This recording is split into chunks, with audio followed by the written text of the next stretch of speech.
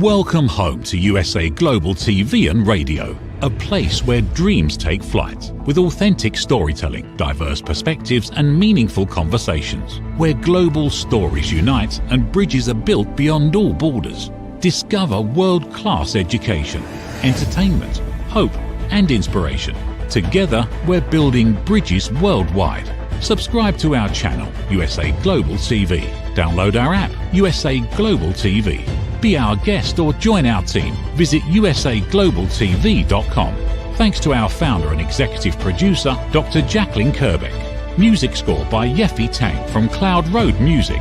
Voiceover artist Mike Porter. Creative direction by Paul Garcia. USA Global TV and Radio, your home for global connection. All rights reserved. This video and its contents are the exclusive property of USA Global TV and Radio. Unauthorized use, duplication or redistribution in any form is strictly prohibited.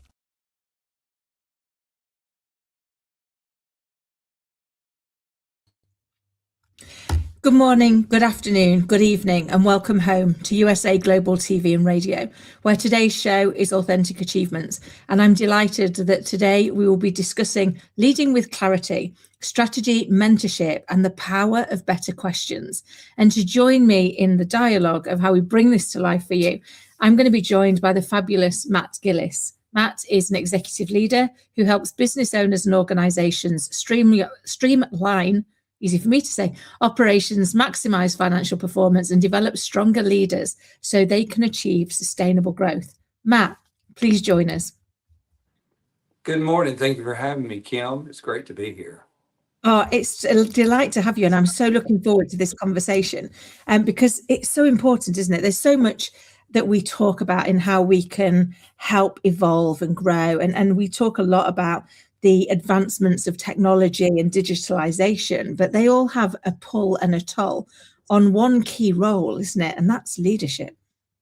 I would agree 100%. I think that's one thing. It's the foundation of what we do. It's so true. And yet it's one of the things that we perhaps don't invest enough time in evolving as well. You know, as we've moved into that more digitally advanced with the addition of AI and the fear that that brings for people on what that's going to do for their career longevity, for their future, for their children. There's even more requirement, isn't there, for leaders to be able to step in and lead that role. Would you say that's true? Oh, I think 100%. I think there is a lot of fear around AI, but I think one of the biggest things, excuse me, is AI is a tool. And I think that we're still going to need a great leadership in place to be able to handle that tool, because leadership, that human touch is always going to be there. And I think that that is one of the things that we're lacking today. And I see so many comments, so many feedback that are mostly generated from AI. But when you see a leader who has developed and thought through ways to help people how to really deliver that content, AI just boosts that with helping them to be able to focus and give ideas. I love that. It's so true. You know, I think for me, it's a great tool to augment. It's a great way of helping it clarify. You know, this is what I think it said. What do you think it said? As somebody, you know, somebody different to me, because we do have that trap of assumed knowledge, don't we? We know what we know, and therefore, when we share something, we can fall into that trap of assuming other people have a similar knowledge sphere to us. And I find it can be quite helpful in highlighting that gap. Is that something that you would acknowledge? Oh, I think 100%. And I've always been amazed that when I have gone out, I've put something together, and of course, you always think your stuff is wonderful. And I will plug it into AI, some platform, to ask it, you know, what am I missing? Is there something here, or just the wording of it? Because I'm not the best at grammar and spelling. And it will spit out something and give it a tweak, and I'll think, oh my gosh, that's great. And so I think that's where it is, and then I can develop on that. So 100%. Oh, I love that. I think it's so true. And I think sometimes for me, you know, I get some of my best ideas talking to people. It's why I love the show and things like this. So we get to chat with like-minded people. And develop our thinking, learn a little bit more, see things from a different perspective. But I'm also a solopreneur who spends a lot of her time on her own when she's not doing these things. So it can be a really good sounding board to your point, to run your ideas that you've probably got a little bit wedded to, that you probably are thinking like these are brilliant, and get that alternate perspective of, that's not what I took away from what you said. I thought you meant this, and you're like, oh, that's not quite where I was going. So I can tailor that. 100%. And I think that as a good leader, I think we have to realize that we don't always have the best ideas and we don't always know all the answers, that we just have to get out there and try it. I watch so many creative content creators today, and their one thing is just do it. Don't sit there and try to make it perfect or think about what you're going to be doing. And I have really found that helps, because when I put ideas out there, I try not to put craziness out there, but when I put stuff out there, I get so much great feedback from people that help me to develop those ideas. And that's it. Sometimes what we're saying is not always what people are hearing. So to be open to that and to go back and say, hey, I realize where you're coming from, and that's not exactly what I meant. Or you may even get an idea and say, hey, that's better than what I thought. I love that, because it's all about how we advance the conversation, isn't it? How we continue the debate. And like you said, often as leaders, we can fall into the trap of feeling like we have to know all the answers. And yet, as the show title talks about, one of the greatest things for leaders to learn is to understand the power of better questions. Because actually, if we get really good at asking good questions and we've surrounded ourselves with good people, then collectively we're going to end up with much better answers, aren't we? So how do people start to get into that realm of asking better questions instead of being stuck in the realm of needing to know all the answers? I think it's just like with building muscles, working out. You just have to get used to it and keep doing it. Be willing to fail at it, because you're not always going to have the right questions. But it really comes down to listening to what people are saying, active listening, and not just listening to respond is what we tend as humans to fall into, but actively listening to what people are saying and picking up on it and just asking that back to people. One of the best questions I have in dealing with situations and mentoring people is, and what else? Because people will come to you with a problem and you listen to it. They want you to give them the answer. And that's so easy for us to do. Sometimes, I'm not saying giving the answers to problems is easy, but it's easy for us just to say, this is what you need to do, and move on. But what we want to do and what we want to develop in people is the ability to solve those problems. So at the end of it, I don't really know what to ask. I'll say, and what else? And it's amazing that I may have to do that 3, 4, 5 times. But by the time we get to that, people are seeing things that they knew all along, but they just didn't realize. That is so true. I see that so often, because the challenge that they've often got is they're so blinded by the initial problem, that everything else is hidden slightly behind it. And once that first problem has been resolved, or there's a path to resolving it, then actually when you ask that question, and what else, they can see the bits that have been hiding in plain sight, that are those, oh, well, actually, well, if that bit was fixed, there's this and there's this. And I think there's, right, sometimes people do want the problem solving, and sometimes they just want to sit with you whilst they voice the problem and work it through for themselves, don't they? That's so true. And I think that you get into that. And one of the great things about it is the first, what else? They may say, oh, this is the problem. But by the time you get to the fifth, it's something that they didn't even realize that really is the root of the problem that they need to solve. And I think that we as humans, that's what we need. We just want someone to talk to, someone to be able to voice it. And so many times, and people get me on social media for saying this, they're not real. If you're not a real leader, you're managing or a boss, you just come in and you may ask a question, but then you're just going to give them, this is what you need to go do, and go do it. And that's not, again, really helping the person at all. We have to develop our leadership, and it happens over time. Yeah. It does. It's an iterative process, isn't it? And I'm of the belief that every single one of us is a leader in some way, because we're all leading our own life, and we have to make those decisions, and we have to take risk assessments, and we have to edge our bets on where we want to go. And yet we hold leadership skills off for somebody who has that in their title, as opposed to someone who has that just because, as an everyday human being, that's what we're doing. We're leading our life. And so if we can develop that thinking, that ability to problem solve, that ability to sit with a problem, and to your earlier point, often we wait for perfection, and yet progression beats perfection every time. Because once we do it, we can, sometimes it goes well, in which case great, sometimes it doesn't go well, but we can see what didn't work and we can try again. So it's more in the iteration, isn't it?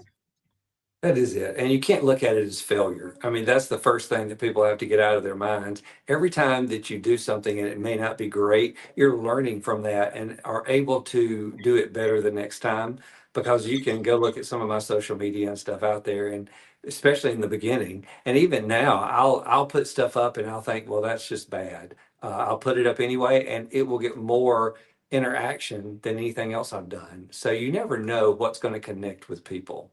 So And it's so true. And it's I was reading, there was a study, and forgive me, I can't remember if it was by Stanford or Harvard, but they did a study into people's development over time, and they split these two groups of people who had got similar backgrounds, similar experience, similar all attributes, as much as they could be. They were like groups, and one group got praised for success. So every time something went well, they got praised, they got cheered on. That was a good thing. And the other group got praised for trying. So they got praised for giving it a go, or for keep trying, even if it went hideously wrong. The fact that they tried was enough. And over time, it was proven that the group that got praised for success only ended up underperforming the other group, because they became fearful of doing anything that they couldn't guarantee they were going to be successful for, because their identity had now been aligned to a successful outcome only. Whereas the group that were praised for keep trying, for iterating, for constantly giving it a go, learning, iterating, and giving it another go, went on to outperform, because their identity was in giving it a go, in keep trying. And we see that so much in organizations, don't we, where we praise output instead of the willingness and the drive to keep trying. I think that is so important, because how many great ideas are left on the table because somebody just got to the point where they got the praise, and then that's it. So I think that we really have to build that mental acumen of how do we develop this? How do we keep going and making it better? Because we can't settle. I mean, that's just it. Wouldn't you say? Absolutely. I completely aligned on that. And it always reminds me of, I think it was Thomas Edison who said, I didn't find one way to make the light bulb. I found 10,000 ways not to make the light bulb. And I guess the reason that one always resonates is he didn't stop. It didn't matter how many times he failed. He didn't go, oh, well, it's a rubbish idea. We're all going to sit with candles still in this day and age. It was like, there has got to be a way through. And in each iteration, something worked that hadn't worked in the previous iteration. And so that constant looking for, not only, yes, it failed, and I understand that and acknowledge it, but what was better this time than last time? So what improvement did we make? How did we move forward? And I think, I see that often in organizations where they're really good at that. They do iterative development for people on looking at, here's what you're doing really well, here's what was better than last time, and then here's the areas that we can work on again. But I see lots of other organizations where they're still only really measuring on the output, which doesn't really set the person up for success in being able to develop all the skills they need, does it? I don't think so. I think that is a big hindrance to what we get into, and to be able to teach that to people and help them to understand it, that they don't just get to the point. I think we get so busy in what we're doing that we don't take the time to slow down And I think one of the biggest things that I try to do with my people is have them block out time that they can just think about what they're doing and not spend so much time just working and staying busy all day, but give yourself a moment to think. And one of my favorite things to do is I got this from John Gordon, but it's called taking thankful walks, where I would just get up and take a 15, 20-minute walk and just think of all the things I'm thankful for. Kind of calms me down, gets me reset to where I need to be, and then I can come back and really focus on what I need to do, because otherwise we just keep going all day. I love that. I'd never heard of that, but I love the idea of that thankful walk. Me and my little girl, one of the things we do 2 or 3 times a day is we do our what we're grateful for. It might be over breakfast or over dinner. Like, what are we grateful for today? And it can be a brand new day. It can be, something went well at school. It doesn't really matter what it is, but just taking pause, especially on the difficult days, to acknowledge that even on the difficult days, there are always things we can be grateful or thankful for. That kind of resets that balance, doesn't it? Of feeling like the world's against you, to going, it's a bad moment, not a bad day. So we can.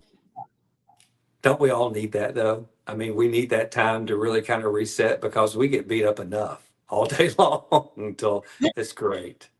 Absolutely. And very often we beat ourselves up more than anybody else. I remember having a boss many years ago who sat down with me and said, Kim, I've never seen anybody who beats themselves up as harshly and as regularly as you do. And if it weren't so tragic, it would be a key skill.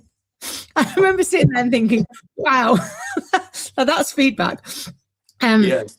But there were those elements of going, actually, unless I can start to learn to be my own friend, and my own, for me, it's always been my own critical best friend. And I say that in the fact that they're my best friends, so they love you and they care about you, but they're going to let you know where you get in your own way before you leave the house and strut around thinking the next thing's sliced bread. They're going to give you that perspective so that you can filter it out. But I went from just being my critic to having to learn to be that critical best friend. And I think that's one of the things as leaders we really need, isn't it? That level of self-awareness that comes with clarity of what we do well and what we don't do so well. Yes, I think we've got to be our biggest cheerleader, because we really need that. But in the same sense as that, like you're saying, we have to give ourselves that critical feedback and be truthful. And I always say, what is the actual truth when you're dealing with a situation? Because a lot of the times we want to tell ourselves a truth that's not really there. We get anxious, we get worried, and we start all these what ifs. But we really have to draw that back and really focus on what is the absolute truth about the situation. And that so many times in my life tends to calm me down right away, that I start focusing on what the absolute truth is. And then I can put the whole issue or problem into perspective. So I'm smiling because that so resonates. And one of the things that I often say is there's always 3 sides to the truth. There's my truth, your truth, and the actual truth. And that's because our emotional brain responds 24 times faster than our thinking brain. So something happens and we make it mean something, but what you make it mean might be different to what I make it mean, based on our experience and our past, etc.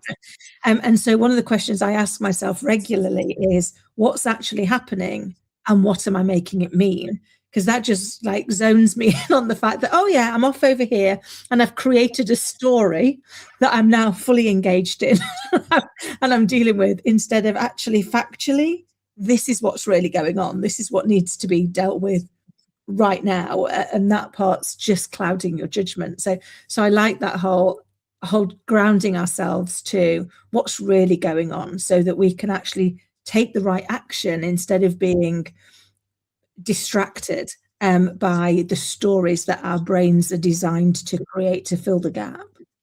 That's it. I like how you put that, distracted, because that's all it's doing, is distracting us from things that we need to be doing and trying to actually solve the problem. We're so wound up into thinking what ifs and how could they, or what were they thinking, when everybody's going through something. And it's always good to look at that perspective from all those different angles and not get distracted.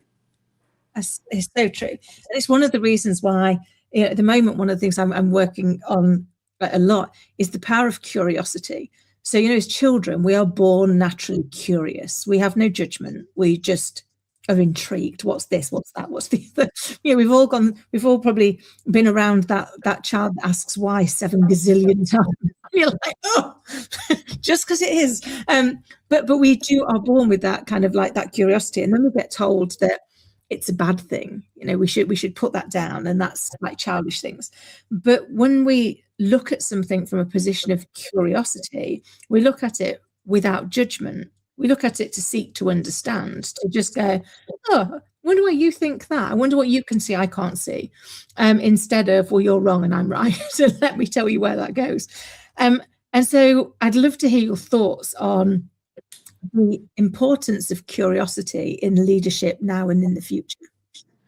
Oh, I think it's one of those at the very top of the list, because if we're not curious, how are we ever going to move to the next level on things? Because like I said, we tend to get so busy at what we're doing and we just solve a problem and move on when there's so much more behind that. We have to really unpack it, because we may not be able to, like Edison, really develop something into it, but it may give us a thought, an idea, or something that we can use on the next problem that comes up, or another problem that someone else is working on.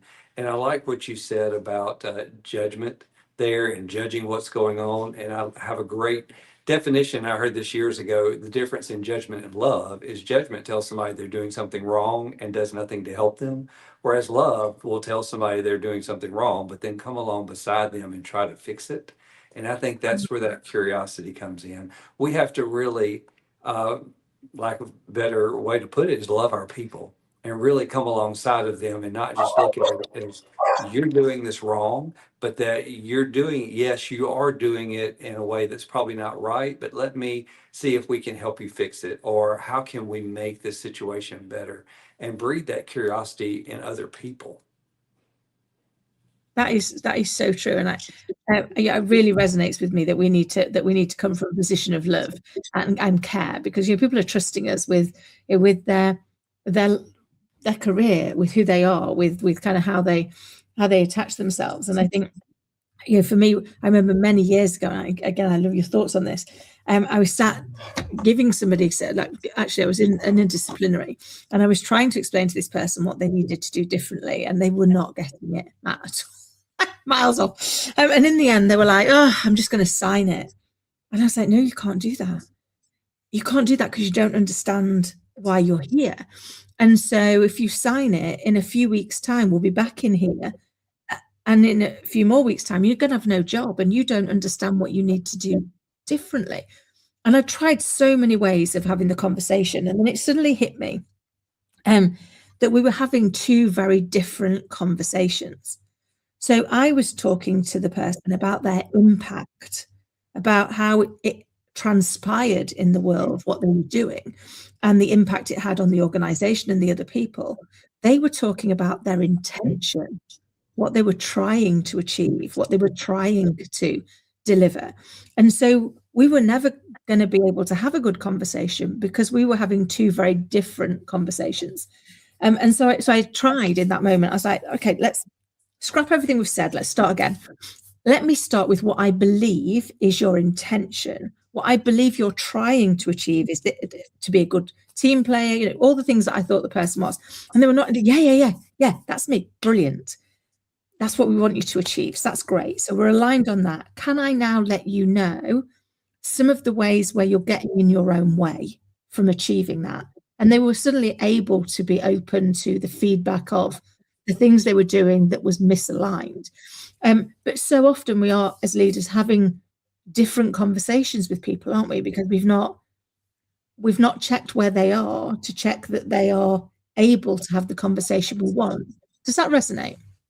Oh, 100%. One of the best lessons, and I think you get so many business leadership lessons from outside of the business world if you just pay close enough attention. And in a newlywed class my wife and I ran one time, we got a lesson that a lot of our arguments and disagreements were related to the fact that we weren't coming at something in the same way. And the example was, if you take a cone and you lay it on its side, and one of you standing on one side and you see the big round end, the other one standing on the other side seeing the point, and you're trying to explain what you're looking at, you're both looking at the same thing, but you're coming from different directions. So getting that alignment and trying to see it from the other person's perspective to be able to work through it. And then another, while you were talking, it just popped in my mind, was a friend of mine that went to church with me really focused on talking about we have to worship in spirit and in truth.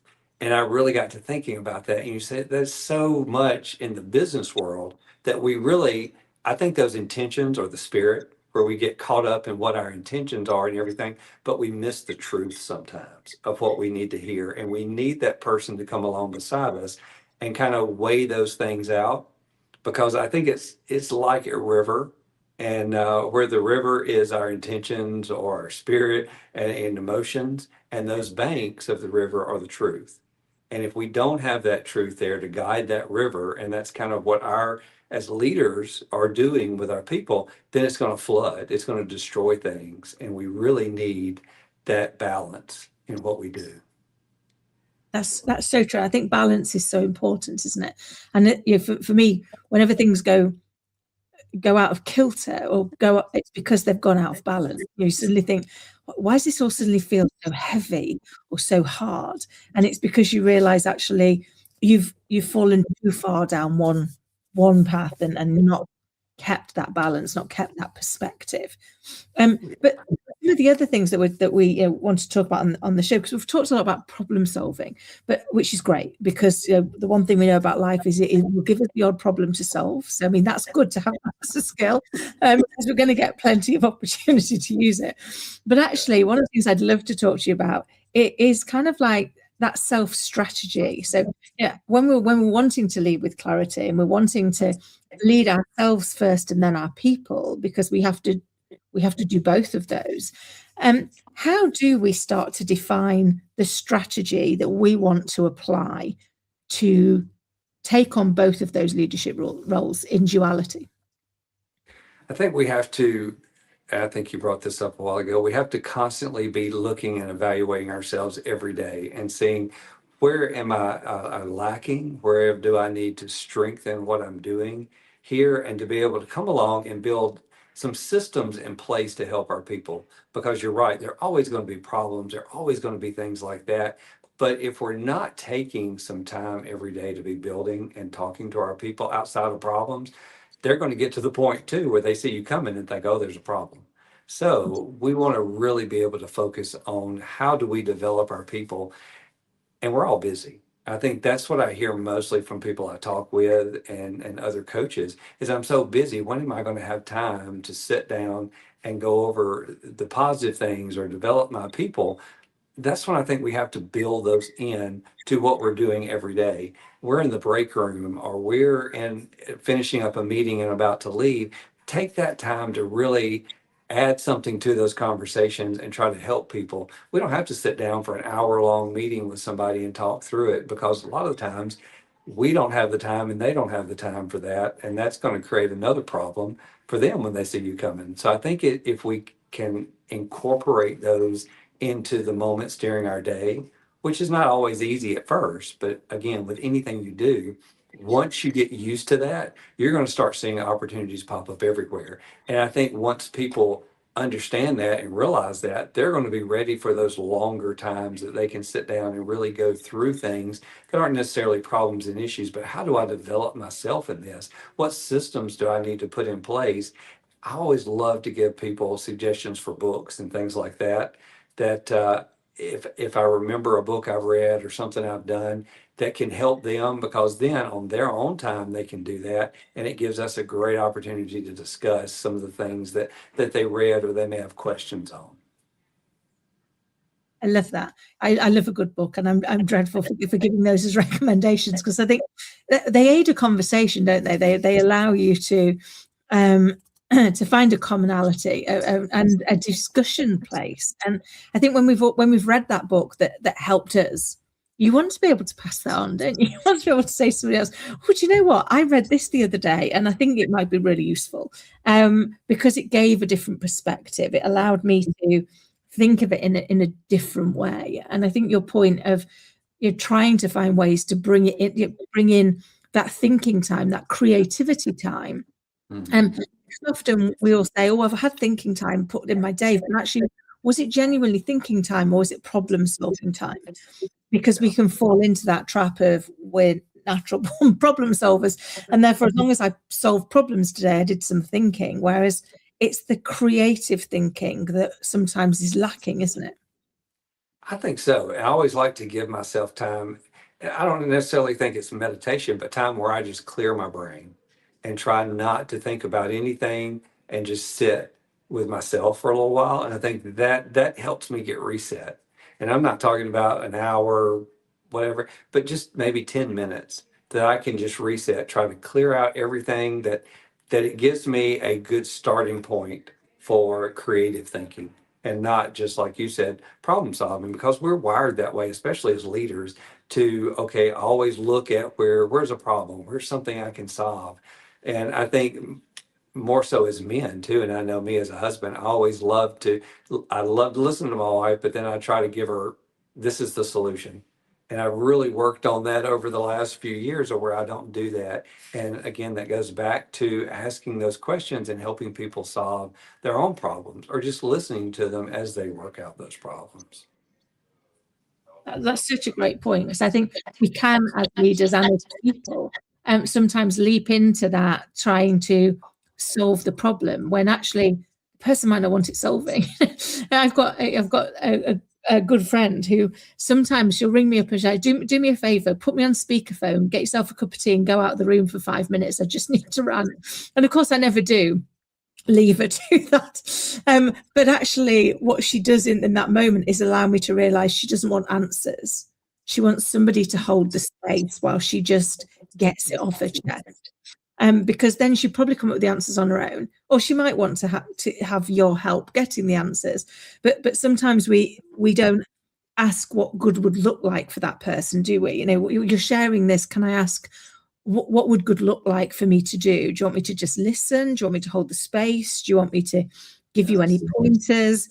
And so we can end up inadvertently frustrating the other person, can't we, by solving the problem they didn't want you to solve, because they just wanted to deal with it. I think that's so good. And I think I know Simon Sinek did a series, or maybe I'm just seeing it now on some things he did on YouTube about being a real friend.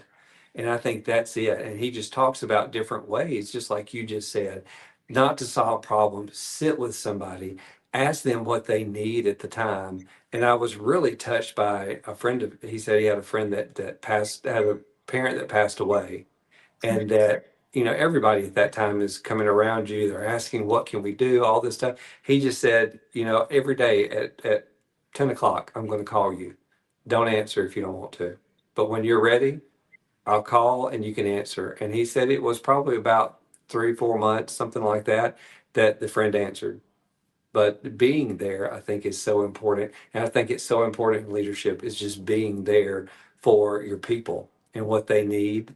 Because, again, we get so busy sometimes. And when you get that knock on the door and somebody comes in, you really want to be able to meet them where they are and not try to rush through it or give them answers or go on with whatever you're doing. Take that time. It's so true. Yeah, I've got a good friend who always says that true listening is an act of love. When we listen to understand or just to be there, rather than listen to interject or to solve the problem so we can get back to our own busy day, is a real act of love, because it's not something that happens to us very often. I often ask people, when was the last time you felt genuinely listened to? Mm. And it's horrifying to see how hard that can be for them to reconcile when that last was. I know. I think that's so important. And I think we tend to do things that we want done. So we want people to, listen to us and do this. And oftentimes we don't think about okay, I know what I like in my life, but what do other people like? And my wife has helped me to work through that. Like I said, you get a lot of leadership things in business outside of just the business world, but really you tend to treat other people like you want to be treated. And you've got to stop and really pay attention, do that active listening, be be in the moment, be there, and find out what do they need and what do I need to give them. It's so true. It reminds me of many years ago. I was doing one of those dreadful leadership role plays that I had when I was in the corporate world, and the people that were delivering the training were like, "Kim, you can come up and you can deliver feedback." And I was like, "Oh, I can't think of anything else." It was awful. Stand at the front of the class. It's just cringy.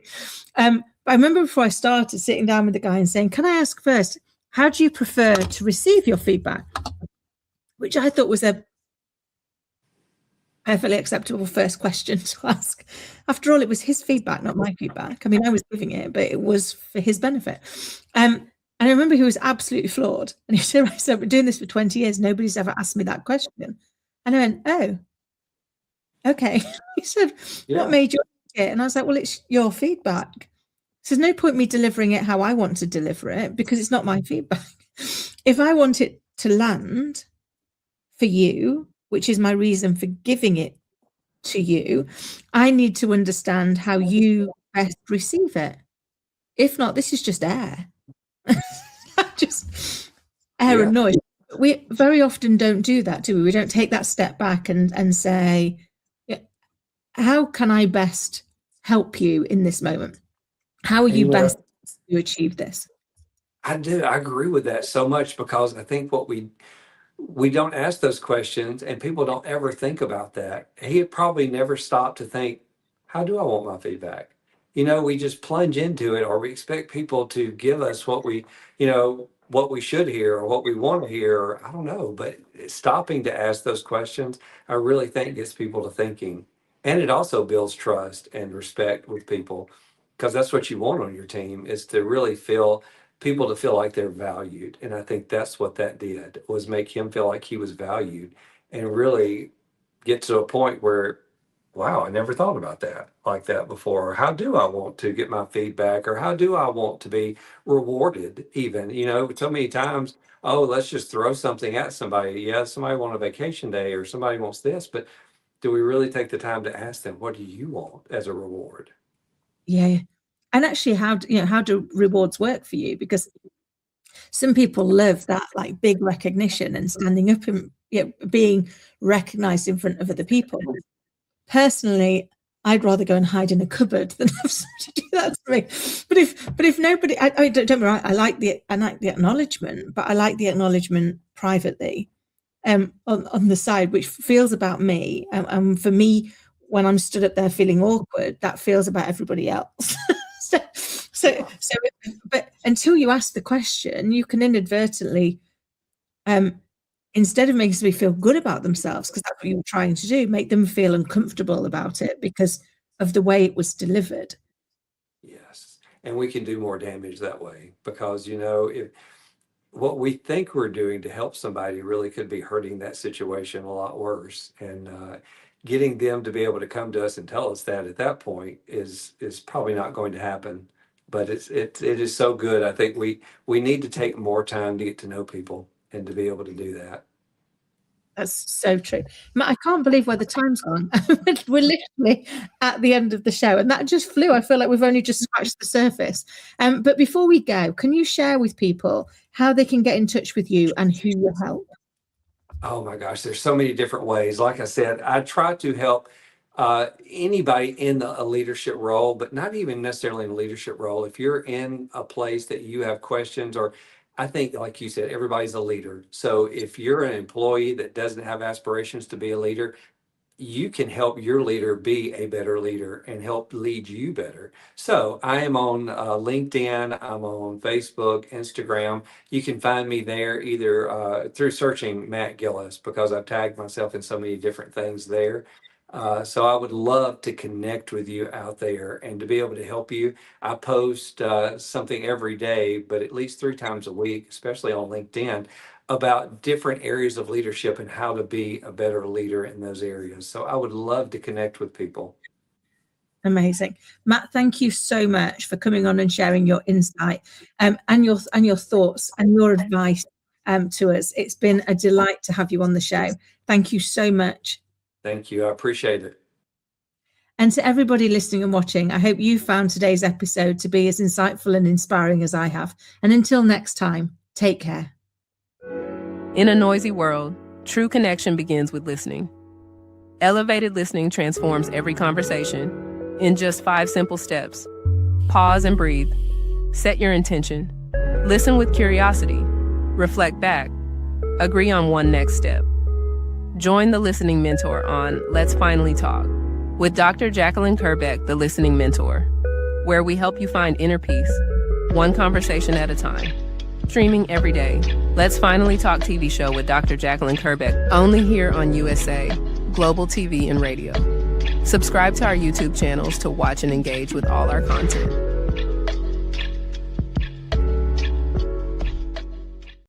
In a world craving connection, one platform dared to dream bigger.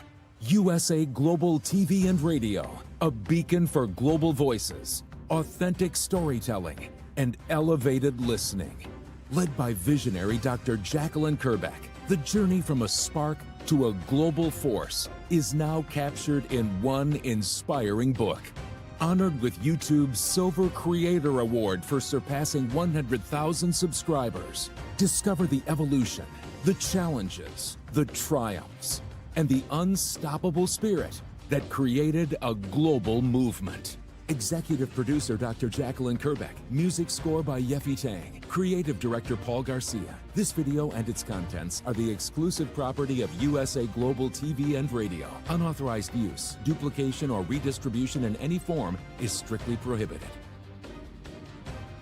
Now an Amazon #1 new release in paperback and ebook. Broadcasting Brilliance, the evolution of USA Global TV and Radio, is inspiring readers around the world. Join the movement that's redefining global media one story at a time.